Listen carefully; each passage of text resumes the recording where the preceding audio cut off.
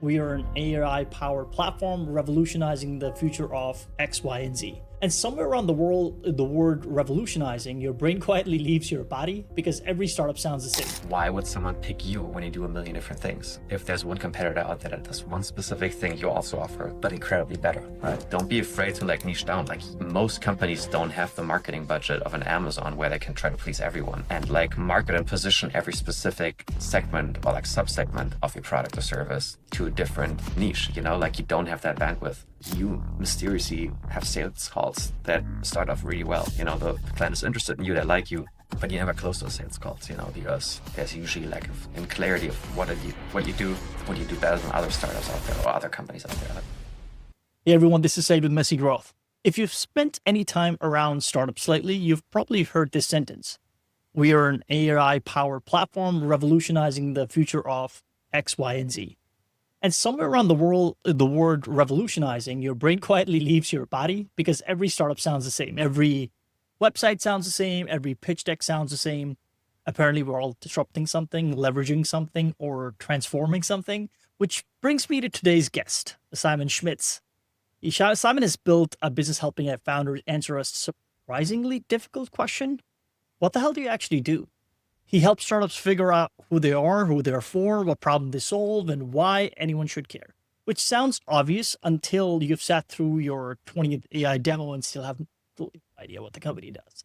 So today we're going to talk about positioning, messaging, why smart founders struggle to explain their own products, and why AI-powered has become one of the least useful phrases in the business. Simon, welcome to the show. Thanks for having me, man. Excited Absolutely. to be here. I want to dig into your background a little bit. It's fascinating stuff. You went from German politics and urban planning to AI startup positioning in New York. Give that a second. Walk me through how it all transpired, your journey, so to speak. Yeah, I don't know. It's a long journey. I guess it's a long story. I'm gonna try to keep it short. But essentially, in school, I never liked math. I don't know. I was never good at it. And if you're not good at math, like most fields, if you want to go study at university, requires some level of math. So I picked the one with the least level of math, which was politics, but I was never quite into it that much. I interned at a marketing agency when I was in high school a couple of times, and I really liked that. And what struck me there was that everyone that worked at that agency studied something completely different at university. So I was like, well, fine by me. I don't like how marketing involves all these formulas in Germany. I don't do math while I'm at university. Or there are not enough of that. So let me just study something else and I can still get into marketing if I want to later on. But then, long story short, I enjoyed kind of working in politics, some internships there that worked for a political party in Germany. And that was all fun and everything. And then decided to get my master's in the US. And while I was in the US, you could still pick a concentration for your master's. And I got really interested in why cities are built the way they are built. What makes them livable, what makes them walkable, etc., those kind of things. So I got my degree in that, my master's degree in urban planning, and then worked for government agencies as a planner after that, which was also cool until Corona happened, or COVID. And then he worked from home.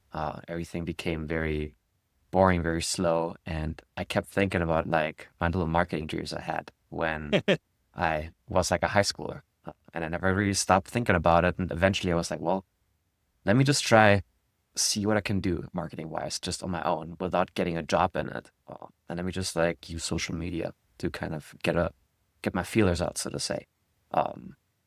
So yeah, I did some content strategy first and had some good success with that. And it was fun.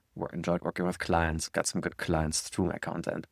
But while I was doing that, I noticed that all the feedback I was getting from clients was that they really valued the positioning work I just did for them and their companies, not so much the content strategy side, which was well, I'm offering this is not that ideal if you don't like that part that much, but you do like the part you're not paying me for, even though it's just part of the process. And then, yeah, eventually it was well, what the heck? Why don't I just do positioning, and just do that as my core offer? There's so many companies out there where I look at their homepage, I audit them just for fun. While procrastinating on another task, I'm what the hell are they doing?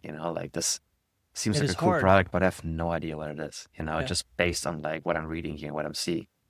So I was well, maybe there's a way to kind of build an offer around that, that solves that problem for companies. Because obviously it's a big problem, and everyone always mentions they're stuck on this and that. They keep iterating on it, and it never quite feels right. So Yeah. yeah, turn that into a service, and here we are. So interesting. Public policy is about systems, trade-offs, Hmm. um, constituencies. Essentially, startup positioning is about cutting through the noise, so to speak, and getting someone to actually buy something. That's Hmm. ultimately what people are trying to do. Is there something that one teach you about the other that most people in your current role don't have, or that kind of perspective coming in from the side of your background and experience? Yeah, I think so. I think the biggest thing is like human psychology, right? So when I worked in politics, it was mostly on like the election side of things, right? So you take certain policies and you analyze Sure. them compared to what could potential outcomes be for a certain election. And it always comes down to like, what are people most afraid of right now? Or what are they thinking about for the most part? So in the US, it's always the economy, right? In Europe, it's Mm. either climate or it's immigration, and then sometimes jobs. So really understanding your target market, your Yeah. voters, so to say, right? It's like a huge thing there. And a lot of parties that like approach it the wrong way, right? Like they focus on the wrong things that another party does better than them and think, well, people are going to vote for us now, when really they're just going to stick with the party that just made that one issue core and center, right? Um, so the same thing can be applied for to positioning for Yeah. startups. Why would someone pick you when you do a million different things? If there's one competitor out there that does one specific thing you also offer, but incredibly better, right?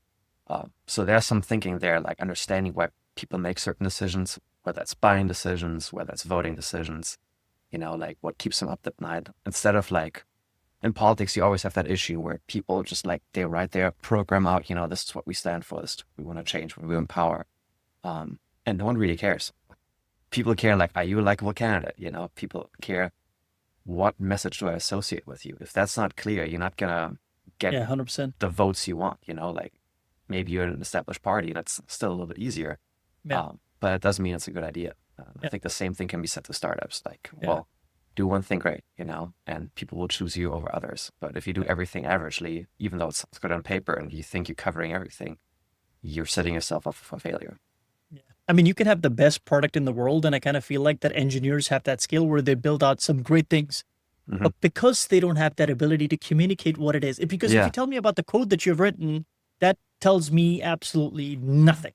But if you tell me right. that, hey, it does your dry cleaning for you, oh, do you see Yeah, how simply it makes me kind of like stand out the messaging side of yeah. things? So you've built a business around that, helping founders answer this very question: what does your company do? How bad typically does it have to get before someone hires you, or you kind of feel like that people are proactive now and trying to understand how can we differentiate, considering there's 400 different tools out Hmm. there that pretty much sounds the same. You can only have note taker that can do only so many different type of things. You know what I mean? No, that's true. I think like there's two things you can look at. The first thing is like, and you see this a lot, quite frankly, like companies or like startups, they kind of know that this positioning isn't good, or like they know something's wrong. They Sense it. don't really know like, well, what do we want to be known for, And they might not call it positioning, they might call it existential crisis, or like they might call it something else. But deep down, they know that like there's this one question they keep coming back to, and they can't really answer it, even though they have meeting after meeting. They have different parts of the company meet and discuss it, and they don't really come to a consensus. That's one key. The other key is that you mysteriously have sales calls that start off really well. The client is interested in you, they like you, but you never close those sales calls, because there's usually lack of in clarity of what you do, Yeah. what you do better than other startups out there or other companies out there, other providers. Um, and yeah, just like certain things, like marketing has a hard time explaining the product to its audience, like product builds something completely different that sales is explaining to prospective clients. All these kind of things highlight that. And then one big one that's honestly easy for me to figure out is if you look at the homepage and the homepage just says nothing with a bunch of words. That's usually a pretty clear driver. Not always. Sometimes people just forget about their homepage, and they actually have really good positioning. They just forgot to update that website. But usually it's a pretty good indicator that if you use certain buzzwords that don't say anything about what exactly your capability is that your product provides, uh, it it's a pretty good hint that the Yeah. positioning might need some fine tuning.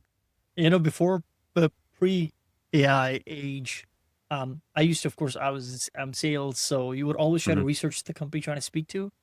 But after scouring their website for like 2 minutes, you're like, is there an about page that I could just go Yeah, to? Maybe their LinkedIn page, just so I understand what is it? Are they an agency? exactly. What is it that they do? So you can just kind of like distill down it from my brain. It kind of reminds me of that granola bar. I don't know if you have the RX bars, Mhm. my 3 nuts, 1 cup of milk. That's Yeah, what we. That's who we are. That's just the yeah, bar right there. Like just so simple and dumb, but it just makes sense because that's what it is. Like, just why exactly. can't you communicate that for the most part? Beats me, but like if you think about it, if you're a buyer, right, and you have a specific problem you want to solve, and you go on Google and you just type that problem in, Sure. and then say a certain website pops up, that buyer already knows what they want to buy or like what problem they have. They just want to see what is the capability you provide for what problem. And if the capability you provide matches the problem the person that Googled for you has, then it's an easy buying decision. And even better if you have your pricing on your website, which is a Yeah. different issue. Um, but if you have to go to the about section and then read through a whole blurb of why the founder built this, and it still doesn't answer the question you had, like, does this help me solve my problem? Then your website isn't doing your job and your positioning most likely is wonky as well. Um, so from that standpoint alone, like you should have clarity on your homepage just to not detract those potential buyers that might find you just on Google alone. Or even worse, you have ad traffic you buy through Google and it routes the right people to your website. And then when they get there, they're like, what the hell is this? Like I have no idea what I would be even buying here. It's a bunch of fluff that says AI powered solution to boost your company's ROI. Like what the hell is this? So those are pretty common problems you see with wonky positioning. Yeah, that's pretty interesting. Do you kind of not? I don't know if you're a sports buff, but there was an American that in the Olympics ran the first 5 minute mile, and before that, it was just Hmm. a myth. Nobody Hmm. knew that it's possible. But then suddenly, after the news broke out in the 1940s, you heard about a month later, 2 months later, everybody Oh, started running yeah. 5 minute mile. It's like shit. It's possible. We didn't know that it existed. Do you think that it's the same with the messaging as well? Because people are struggling with messages because there is so much competition. And when you have competition and people are saying, "Hey, I sell X Hmm. potatoes," um, people feel like that now they need to jump through different hoops in order to be able to differentiate himself, and it starts to become like it's self-fulfilling prophecy of Yeah, complication because you're trying to like a synergy and AI powered. Dude, what do you do? yeah. Will you build AI powered applications different? CRM. Yeah. Right, there you go. Like, what Classic. exactly is that? Is that like the full circle we're coming through? Or you kind of feel like that there's another factor here that we need to look at. Yeah, I mean, I've my view on it, but I think there's two things at play, right? Like one is what you mentioned that there's just so many different competitors for most solutions out there. Sure. Sometimes you have a eureka moment and you discover something that no one else has figured out yet, right? But usually it's you discover something that someone else has already tried solving. So then what you do is like instead of just providing the one solution you initially came up with, you tag on a multitude of different features or services, thinking it will differentiate you more. And of course, the problem with that, or like another problem that factors into it, is that it's so easy nowadays to build a product or like a service Oh or my even god, like a I SaaS built one service, right? yesterday. Like literally, it's Exactly, crazy. exactly. And just because you can build something doesn't mean it's good. Mm. I think the problem is that a lot of times, like people build something because they can, or they have an idea that they want to build something but they don't really think about like, well, this thing we're building, does the world actually need this? Like who specifically would need this? And those questions are never answered. So the product is being built. It sounds good, maybe even to some investors. And then the company grows and grows, but it does never answer these existential, Yeah, fundamental questions like you would need to answer. So you build something because you could, but now what do yeah, you do after this, right? And I yeah. think that's why you see all these companies that either overload their product with features Sure. or they're incredibly vague, or maybe even both, with their messaging of their Yeah. capabilities. Um, so yeah, I total was average market and just the ability for anyone to build anything as long yeah. as you pay like a 20 to $100 a month for Claude or whatever else you're using. On my drive over here, I was talking to my wife about it. Hmm. I was trying to tell Oh, her the questions that I ask. I was like, "Hey, the person I'm speaking to, so on and so forth, pretty interesting background, at least for yeah. me." And she said something which kind of like stunned me. I was like, "Shit, that's a pretty good perspective." She said that there is a reason why this person is excelling at messaging because they come from politics, and I was like, "What do you mean?" She said, if you think about politics, you don't need to be the best candidate to win. You just need Yeah. to have the most clearest message. Look at Yeah. Keir Starmer in the UK. Change was the message. Hmm. People like to dunk on Donald Trump, but his message was pretty simple. Yeah. Drain the swamp type thing, right? You might Exactly. not be the greatest candidate out there, but if your message is persistent, key, and you can distill it down to a person that remembers you and Yeah. goes, yeah, that person stands for that. However vague that may be. But if your Yeah. messaging is clear, you're going to cut through. Exactly. I mean, like, yeah. Sorry. No. I just wanted to say, like, that right there is the gist of the message, right? It cannot Hmm. get much more existential than that. Yeah. It affects our daily life, this politics side of things. Exactly. Complaining with Yeah. jobs and Yeah. kind of crisis is why is it so hard to distill that down to a company, for Christ's sakes? Well, because you're afraid you're missing out on a certain market, right? You're afraid that you like detract certain clients that were good to you, right? A common thing you see when I work with people, like even if it's consultants or companies on their positioning, is that, well, yeah, we agreed this is probably like the best category or like the best like niche for us. So for instance, like you can work with a company and they realize they only work with green tech startups, right? They want to work with them because they've been their best clients in the past, like they got the most raving reviews from them and the outcomes were the best. But at the same time, this company is currently working with a, I don't know, financial services company, and their founder found this company on LinkedIn, reached out to them. They signed a massive deal, a massive retainer that's going on for the next year. And now with the new positioning, the company working with, they're like, well, yes, we want to work with green tech companies, but we have these financial services company that we're still working with, and we don't want to ruin our relationship with them by niching down too much, right? So there's this real fear on losing out on certain revenue streams just because you're niching down.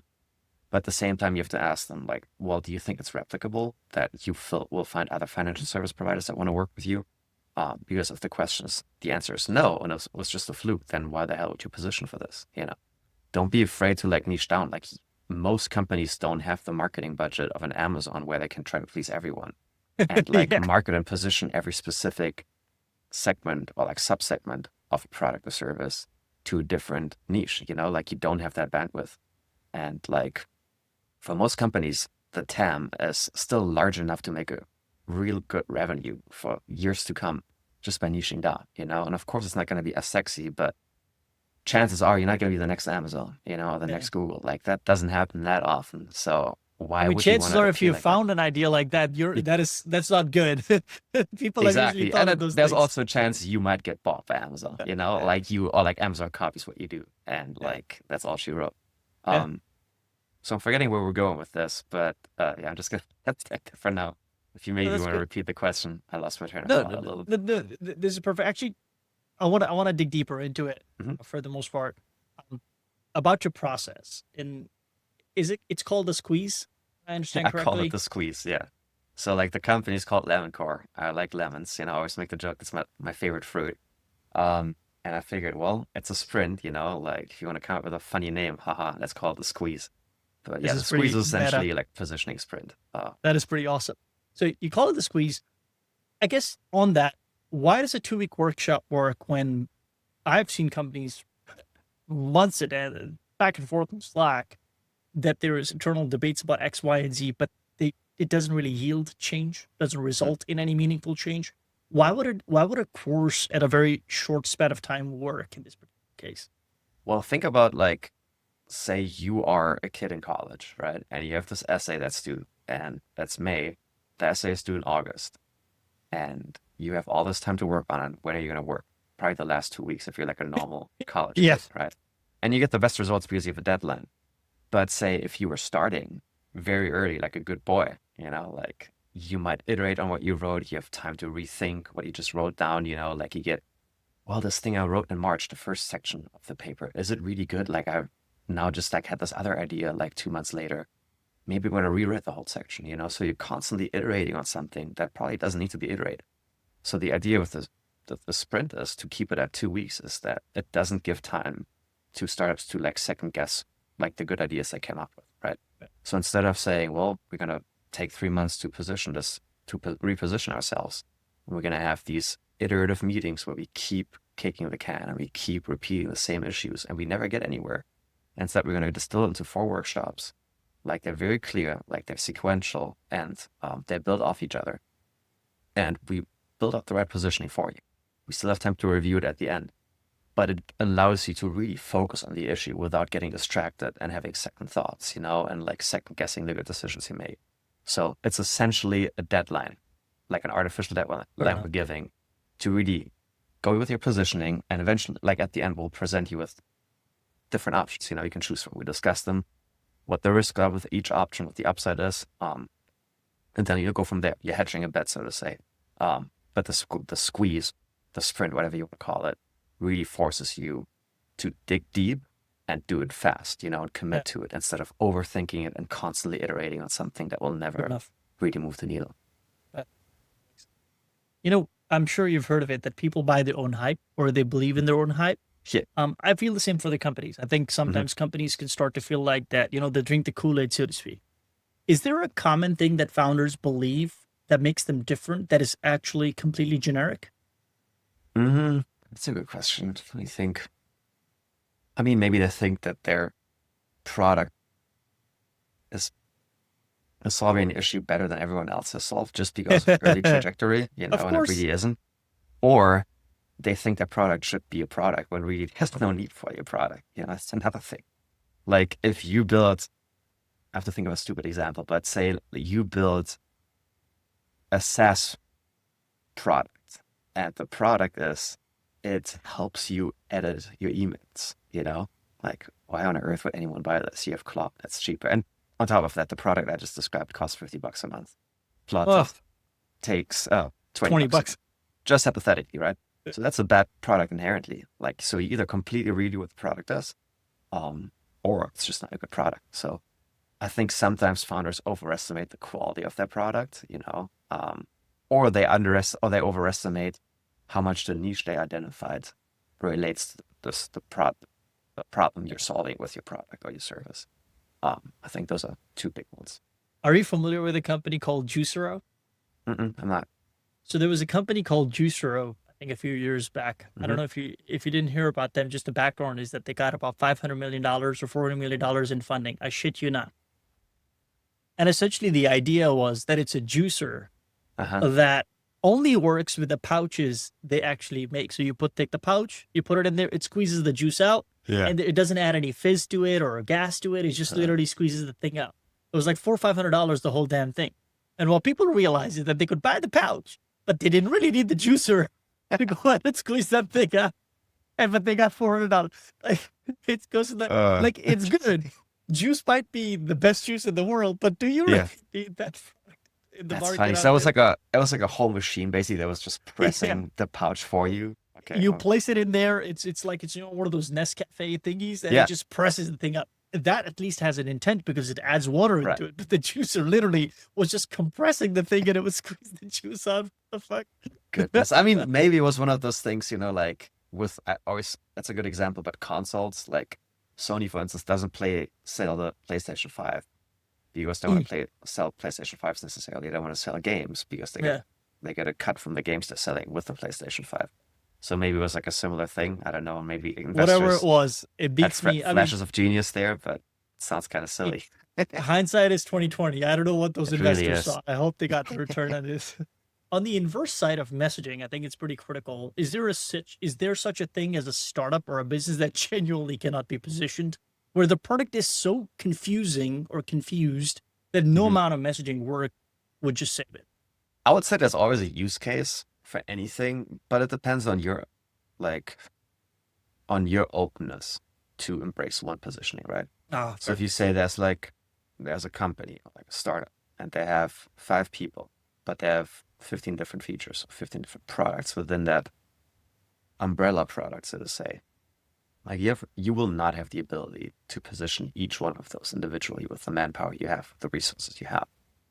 So in that case, it's almost impossible to do. You will have to pick probably one feature, and just like go all in that.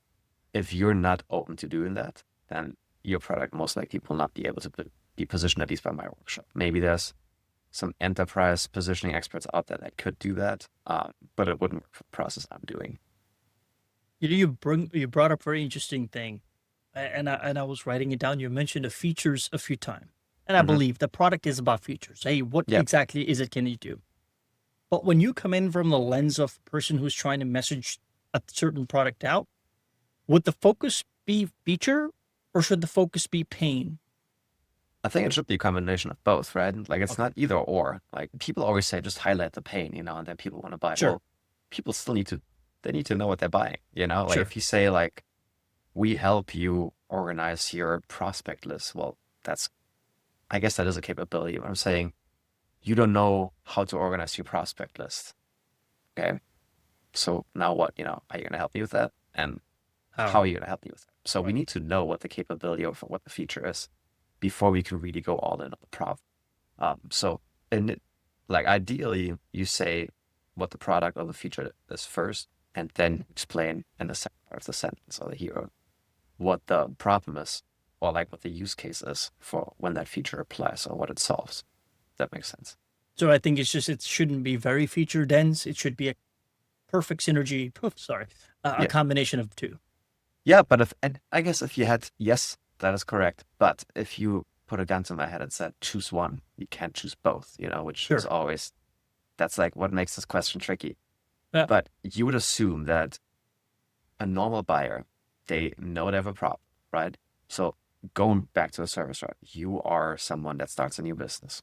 You're good at marketing, or like you're good at building the product, but you're terrible at sales, right? You're a people pleaser. You always say yes, and then when it comes time to close the deal, you say, "Oh, I'll do it for free for you." So you have a sales problem. You're gonna try to find someone that can help you with your sales. Whether Sure. that means outsourcing or like hire somebody that kind of teaches you the ways. Um, so you know what problem you have, and you just need someone that has the capability to solve that problem. And it's the same thing for someone that buys like a B2B SaaS service, like product, right? They know they're struggling with like keeping their prospect list in order, right? So they're looking for a CRM. They're looking for one that's easy to use, where like implementation doesn't take forever.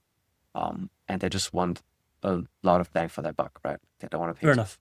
So if you can position your like CRM, if we just go with that example, and you can say, we are a CRM that's helping you organize your prospect list without any onboarding work or any implementation time. You will learn a product in 5 seconds or 5 minutes.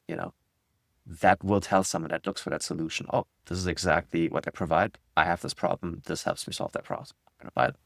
Oh, so yeah, that would be a good reason to list your features first. So someone that's problem aware just looks for features. So if you can clearly articulate your features, then you're winning, and you'll be able to close that client better than if you were just listing the problem that someone is already acutely aware of. I want to get your take on it because you said something interesting in the beginning that in your free time you research a lot of different products and websites, try to figure out what their messaging is. Yeah. So I want you to take a shot in the dark here. Every AI startup says they're different. Hmm. Naturally so. Everybody wants to sell at some point. In your experience, just by looking at products and websites alone, um, how many how many actually are? Is it the vast majority or is it the vast minority? That's a good question. Well, a lot of times you see the same company do the same thing with a different twist, right? So you could make the argument, well, they're unique enough. But to someone that might not be unique enough. To me, that might be. So I think the majority, they have a unique selling point. Um, maybe 80%. I really can't guess. Like I said, I do this in my free time. I just like scroll around. I don't keep tab on it. I probably should, You got to honestly. keep a tally. I think it would be a You're fun thing right. to I study. make a tally of bad websites and put them in a doc, and then I revisit them, maybe reach out to the founder. But yeah, maybe I need to do this more intricately. Maybe I need to build my own little tool that I can use internally for that. But yeah, I think usually like they're having something that makes them unique, that makes them stand out. But it's not the thing they think it is. And oftentimes that's hidden if you have reviews from happy customers on your homepage. Yeah. A lot of times it's hidden in there. And people don't even put it front and center. Usually it's the last thing you see before the contact button. Me. So a lot of times the unique capabilities are hidden in there, and they're not like where they should be. So that's one thing I've noticed. Yeah. But yeah, the majority of companies does have something that makes it unique. It's just hidden away a lot of times. Is there a laziest AI cliche that you keep seeing that makes you want to quit and become a farmer? I pretty much hate the term AI powered because I do see it Oh, a good bit on websites, but that's a pretty low hanging fruit, I guess. I mean, maybe if there's one thing I hate, and that's not necessarily that, but like just people that tell me they moved to Bali and like how it changed their perspective on work. I'm like, ah, whatever, dude. Like I've seen this a million times before.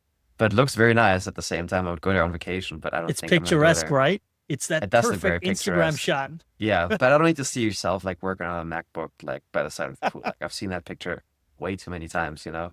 And there's a chance that if you post those kind of pictures, you either sell me personal brand strategy or you sell me your crappy AI powered startup that doesn't have any business existing. Yeah, No offense to anyone. absolutely not. I think these things are tried and tested. I Yes. think if we can put them behind us, we as a species will be better off. Who knows?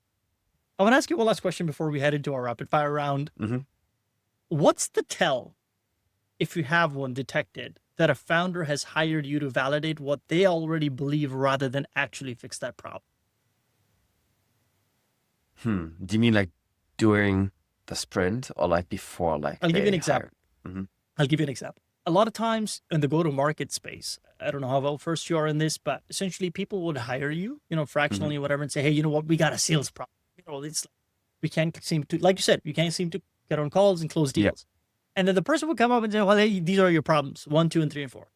Oh, thank you for doing this. This is very helpful. Hmm. Right. But are you going to do something about that? It's kind of like tantamount to saying, I'm going to hire a trainer and work out and lose weight. Yeah. Sure. Now that you Hmm. have the trainer, are you actually going to put in the work? You can always detect that that person has that motivation. Is Yeah. that the same for the founders where you go, okay, they hired me. I understand there's a position problem. I'm laid that out as clear as day, Hmm. but there's not going to be any effect. There's not going to be movement towards actually fixing that problem. Yeah, you can tell when someone keeps iterating on something you've discussed with them, right? Like every Fair enough. time, so it's 4 workshops that sprint, and like if in every sprint, like all of a sudden they do a 180 on what they said in the previous workshop, they don't understand the user feedback. Sometimes, sometimes they're just too married to a certain idea that the product does, that the product actually doesn't do that well. And sometimes it's just, you can tell they're just not good decision makers. Some of them, like not every founder is cut out to be a founder. Some might be better off as Sure.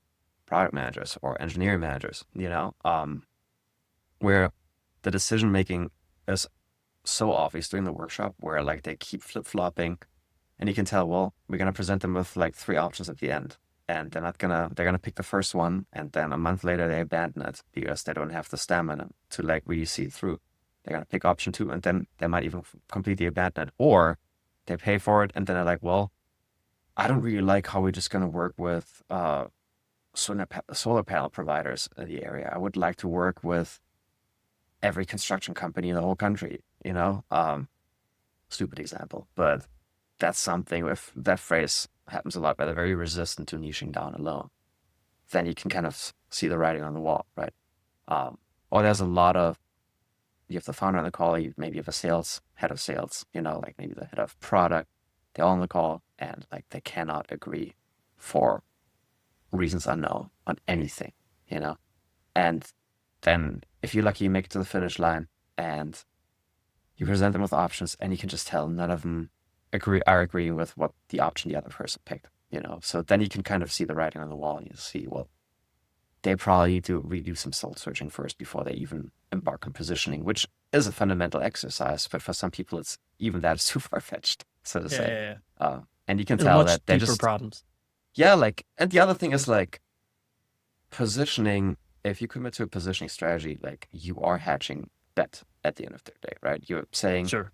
this is what the market wants, the market that we identified. This is the problem we help solving, and our product solves that problem in a very competent way. So you are hedging a bet that that's the right assumption. And usually those bets they're like long-term bets. They take a while to really pan out, like you Manifest. need to have exactly. So a lot of times you can say it will takes from half a year to a year to really see the rewards from it. Like you establish yourself in a niche we identified during the sprint. So yeah, you have to be willing to kind of bet on yourself and your product, that the positioning you choose will fit that. If you are completely risk adverse and you want to please everyone, good luck, but it's going to be a whole lot harder compared to really niching down and embracing a certain position you determined. by your own 100%. data. You're doing Lord's work, Sam, and this is Trying my interesting best. stuff. Like this is actually, if we can get this genericness out of the way, I think like SaaS world will be better off. I wanna dig deeper into our rapid fire round. Quick Hmm. questions, quick Yeah, answers. I'll try my Best best. advice. There you go. That's all I can ask for. Best advice you've ever received, business or personal. Um, don't be afraid to take chances, but also don't be too excited to take risks that are unnecessary. I think that's something that sounds pretty generic, but it served me well because I'm usually a pretty risk adverse person, I would say. But certain risks I've taken, like moving to another country or like starting my own company, like have served really well, but I've done them in a calculated way where like, it doesn't expose me to too much risk. That's good advice that worked for me. I don't think it will work for anyone. You have to have a certain makeup as a person for that to work for you. Worked for me. It was good advice, but yeah, that's when I I would mean, go with that's the right off the fun cuff. part of advice, right? Take it or leave it. Yeah, yeah. If it's I'm if sure I'm thinking of like there's probably a way better example I'm not thinking of, but right off the cuff, you'll that's what I remember came it up tomorrow with. in the shower. 100%. More like 5 minutes after this call, but that's all right. On the flip side, advice you ignored or wish you had listened to. I would say get better at trying certain things. And for me, that means sales, right? Like get better at sales by doing more of it, even though it sucks, it's uncomfortable if you're not used to it. Um, Just do more. you, yeah, sales really, if you're starting a service, is the answer to a lot of questions you have. Like what's the right like problem you solve? Well, you're gonna find that out by working with people or by getting feedback from people that don't want to work with you. Like, why don't they work with you?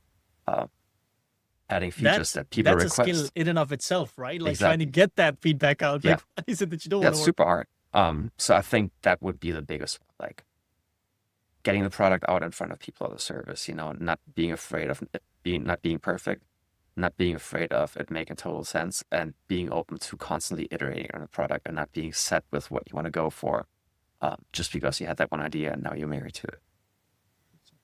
What would you tell your younger self, say 7 to 10 years ago? That's a good question. Probably not to be set in the ways you think life will pan out for you.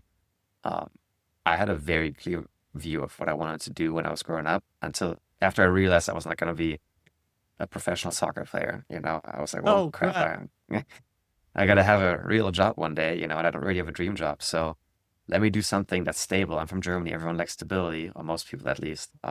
Let me finish my high school, get a decent grade. That's good enough to get me into the study field I need to get to. Go there for 6 years, do an internship, get a job through that internship right after I graduate from university, and then work in that job until you retire, maybe change your job once, and that's it. And I think the advice would be to not be that rigid in your plan for your future because there's a lot of different things that will come your way that will change completely how you view certain things, like how you look at certain aspects, whether it's just personal life or your private or your professional life. So yeah, just being more open to take different turns in life. Amazing. Is there an ongoing challenge in your current work that keeps you up at night?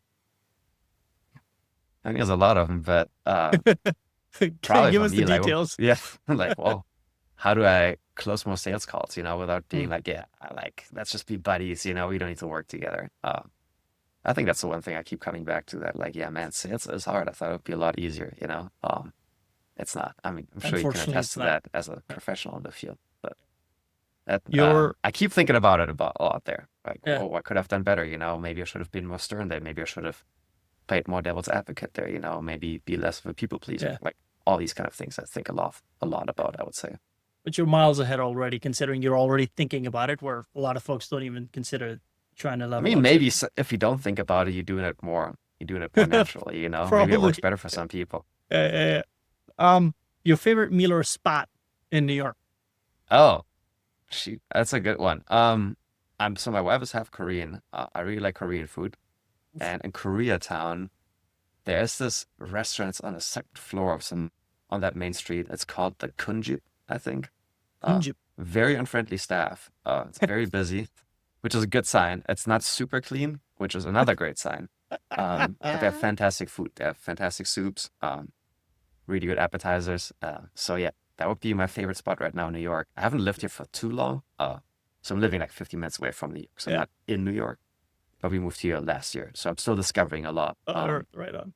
But that's the one thing that would come to the top of my mind. Pop-up bagel is pretty good, but they have multiple locations in the city. And then, yeah, there's some good pizza joints that I can't think of right now. Right on. Yeah, well, there's plenty of pizza joints right there, right? That's awesome. And it's like my friend said that if you ever go to India and you see a dude with fat, hairy hands cooking with sweat, you know that the food is good. I was like, bro, you're really advertising it for me. No, I mean, he's probably not wrong, you know, like there's certain kitchens where like if the kitchen looks too, or like the restaurant looks too clean, that's probably not going to be good, you know? It's like if you go to an Asian restaurant and they say, well, we're not using MSG, I'm out of there, you know? No. I want like a little bit of like dirt, like when I go to the bathroom, you know, where it looks a little grimy. And then I want to get a tetanus shot on the way out. Exactly. You want to eat good. So there are certain telltale signs you can look out for those kind of restaurants. Is there a tool that you cannot live without and swear by? Oh God, I hate to say this, but well, actually, don't hate to say this. The tool I'm using the most, obviously, I use Claude a good bit, but I would say Whisperflow, like that voice dictation app. I use it a good bit to the, like, I mean, not a good bit. I use it basically all the time. Where every time I have to type something manual, I'm like, oh, this sucks. You know, my fingers feel like so slow. It's probably the tool I use the most. It's really good tool. And format stuff for you. So sponsor me, thanks. I'm gonna tag him. Let's see what they say. Just kidding. This is perfect, Simon. Thank you so much for taking the time, having a chat Of course, with me. man. Yeah, this is great, and always love to learn different people's perspectives and their work. So thank you so much for taking the time. Where can listeners find you? Right now only on LinkedIn. So if you search for Simon Schmitz, What, no TikTok? No, I'm too old for that. You know that meme where it says like too young to be born before the financial crisis, too old to be born, something like that. I'm botching it completely right now, but that's me. Yeah. No, I don't see that one. Too old for that crap. So LinkedIn, that's awesome. I'll make sure that it's there for folks to be able to go ahead and take a look at some of your work and of course things that you're doing. Any upcoming project, launch, talk, or event that you're excited about? On a personal note, like I just launched a service not too long ago, so I'm excited about that. And then other than that, it's not a product necessarily, but I'm excited for GTA 6. Oh yeah, there you go. And there's one thing I want to say: if you do more of those kind of like positioning work, where you're kind of like figure out what the companies are doing and website, I think Tally would not be a bad idea if you do it in a video format. I don't know if you know, not Chart Mogul guys, Price Intelligently or like Price Intelligent. Intelligently. I think I know what you mean. Yeah. They used to do these videos where they do teardowns of pricing of different. And I'm just like, oh God yeah, damn. that's a good and one. then the founders were like, "Yo, you did ours." They're like, "Can we go again and change it so you can do it again?" I'm like, yeah, sure, dude. But I think that would be pretty awesome. Yeah, that's a really good idea actually. Like maybe I do like a little like breakdown of that. What's going on? That's good advice. Yeah, I need more content ideas. This is fantastic. Thank you so much for taking the time. I appreciate it. Of course, appreciate you, man. That was awesome. Absolutely. Have a good one. Absolutely. Thank you. Folks, if you got value out of this, share it with someone who needs to hear it. I'll see you next week.